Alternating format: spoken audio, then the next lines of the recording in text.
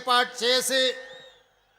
ఈ కార్యక్రమానికి సభాధ్యక్షత వహించిన మిత్రులు,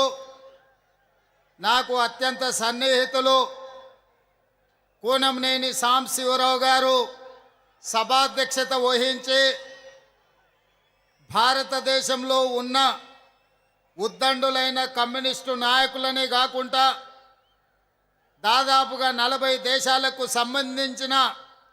కమ్యూనిస్టు నాయకత్వాన్ని ఆహ్వానించి ఈరోజు కమ్యూనిస్టుల కంచు కోట అయిన ఖమ్మంలో వేలాది మంది కమ్యూనిస్టు ఎర్రజెండా సోదరుల సమక్షంలో ఈ అద్భుతమైన కార్యక్రమాన్ని ఏర్పాటు చేసి ఈ దేశంలో మతతత్వ శక్తులకు వ్యతిరేకంగా ఎర్ర జెండా నిటారుగా నిలబడి కొట్లాడుతుంది అని ఈ ఖమ్మం గడ్డ మీద నుంచి నినదించినందుకు మనస్ఫూర్తిగా కామ్రేడ్ సోదరులను నేను అభినందిస్తున్నా. 1925 డిసెంబర్ ఉత్తరప్రదేశ్ కాన్పూర్లో ప్రారంభించిన కమ్యూనిస్టు పార్టీ 100 సంవత్సరాలు పూర్తి చేసుకొని ఈ ఖమ్మం గడ్డ మీద ఈరోజు ఉత్సవాలు జరుపుకుంటూ రాబోయే 100 సంవత్సరాలు పేద ప్రజల కోసం, ఆదివాసీల కోసం, గిరిజనుల కోసం తండాలలో, గూడాలలో, మారుమూల పల్లెల్లో అత్యంత నిరుపేదలైన పేదల కోసం నిరంతరం కొట్లాడుతూనే ఉంటామని, అవసరమైతే తుది శ్వాస వదులుతాము కానీ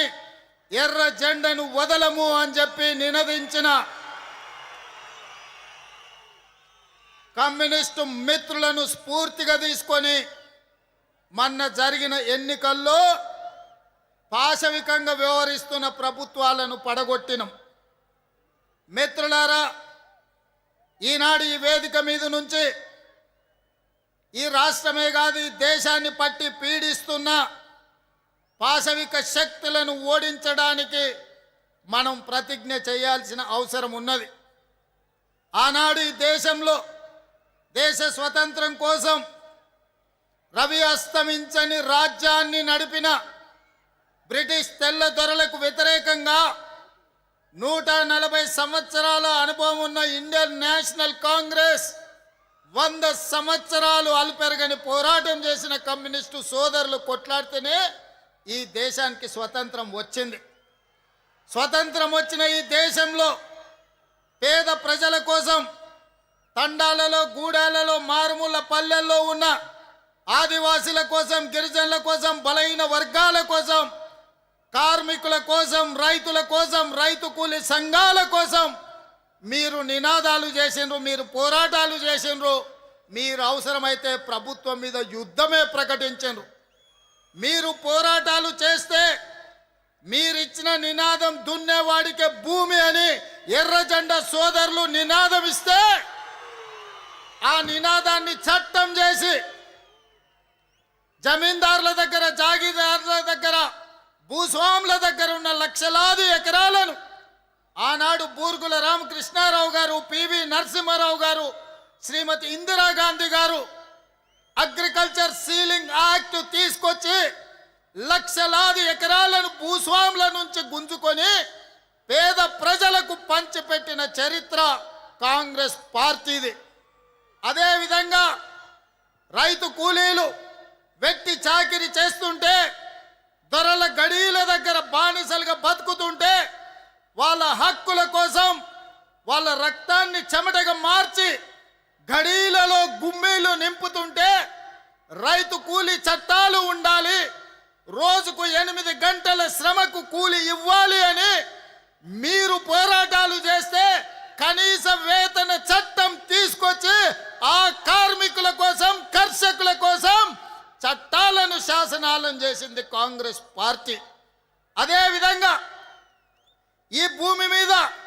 ఏ వస్తువు ఎవరైనా తయారు చేయని, ఆఖరికి అగ్గిపెట్టే సబ్బు బిల్లైనా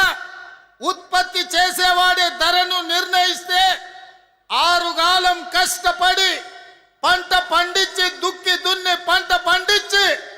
పంటను అమ్మడానికి వెళ్తే రైతు ధర నిర్ణయిస్తలేడు. కొనుగోలు చేసే దళారులు ధరలు నిర్ణయిస్తున్నారని రైతు కూలీ సంఘాలను కట్టి రైతాంగ ఉద్యమాలు మీరు చేస్తే కనీస మద్దతు ధర తీసుకొచ్చి దళారులను అడ్డు తొలగించి చట్టం చేసింది కాంగ్రెస్ పార్టీ. మిత్రులారా, ఆనాడు రిజాకర్లకు వ్యతిరేకంగా, నిజాం నవాబులకు వ్యతిరేకంగా సాయుధ రైతాంగ పోరాటాన్ని నిర్మించి ఆనాడు 4,000 మంది ఎర్ర జెండా వీరులు నేల కొరుగుతేనే ఆనాడు మీరు నిర్మించిన సాయుధ రైతాంగ పోరాటమే తెలంగాణ రాష్ట్రానికి, హైదరాబాదు రాష్ట్రానికి విముక్తి కలిగించడానికి పునాదులు పడ్డాయి.